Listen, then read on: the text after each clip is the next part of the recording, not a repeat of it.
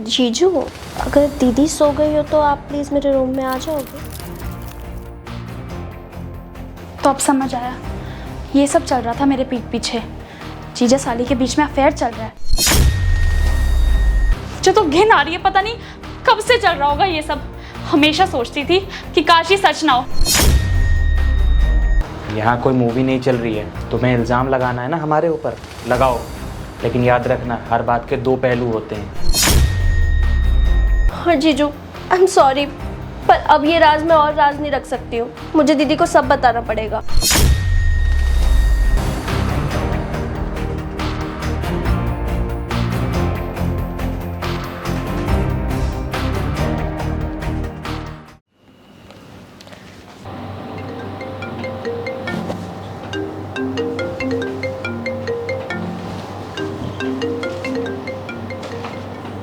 Hello. हाँ, जीजू, अगर दीदी सो गई हो तो आप प्लीज़ मेरे रूम में आ जाओगे। तुम्हारी दीदी सो गई है, मैं भी आता हूँ तुम्हारे कमरे में। ठीक है।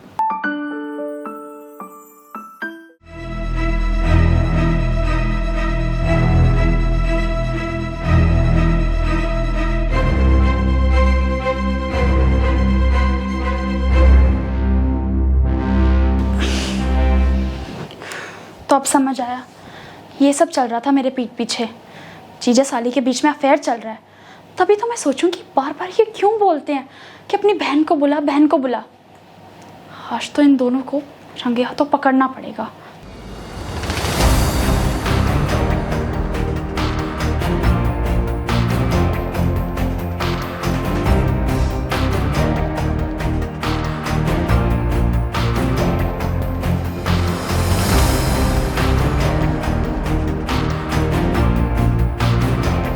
सच में जीजू, थैंक यू सो मच।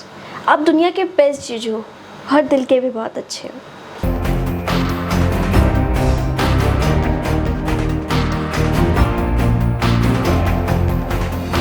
ये सब क्या है?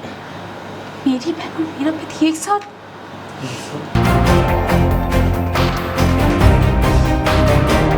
मैंने तुम दोनों से ज्यादा धोखेबाज लोग आज तक नहीं देखे।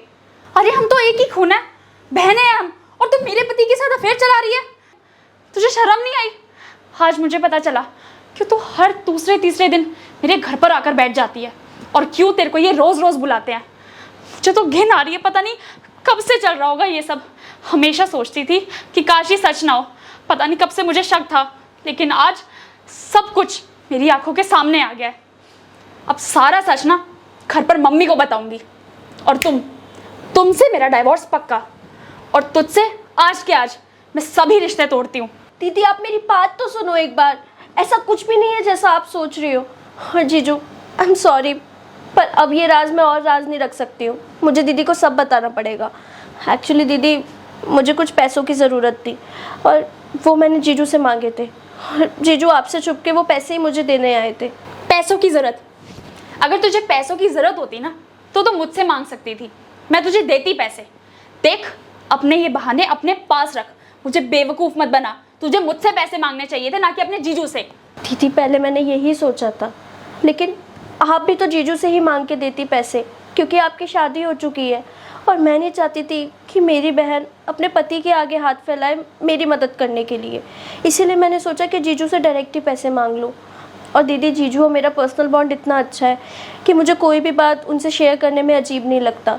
मैंने उनसे डायरेक्टली पैसे मांगे और उन्होंने दे दिए, और वो मेरे कमरे में आपसे छुप के मुझे पैसे देने ही आए थे। दीदी, अगर आपको मेरी बात पे अभी भी यकीन नहीं हो रहा है ना, तो मैं आपको पैसे दिखाती हूँ। 1 मिनट रुको, इसको शक करने दो अपने पति पे और अपनी बहन पे। तुम्हारी सोच पे तो मैं हैरान हूँ। इतना गिरा हुआ तुम कैसे सोच सकती हो? मैं तुम्हारा पति हूँ और ये तुम्हारी बहन।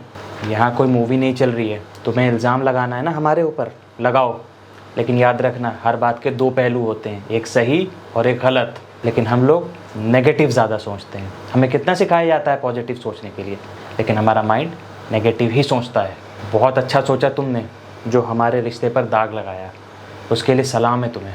नहीं नहीं, देखो, मुझे माफ़ कर दो। वो तुम हमारे कमरे से इसके कमरे में आ गए और एक दूसरे के गले लग रहे थे, तो बस माइंड नेगेटिव हो गया। अगर तुम्हें किसी बात पे शक था तो पहले उसकी जांच पड़ताल करती ना। I am really sorry, please मुझे माफ़ कर दो। पता नहीं जाने अनजाने में क्या कुछ गलत कह गई तुम्हें, और अपनी बहन पे अपने पति पे शक कर रही थी। पता नहीं कहाँ चला गया था मेरा दिमाग।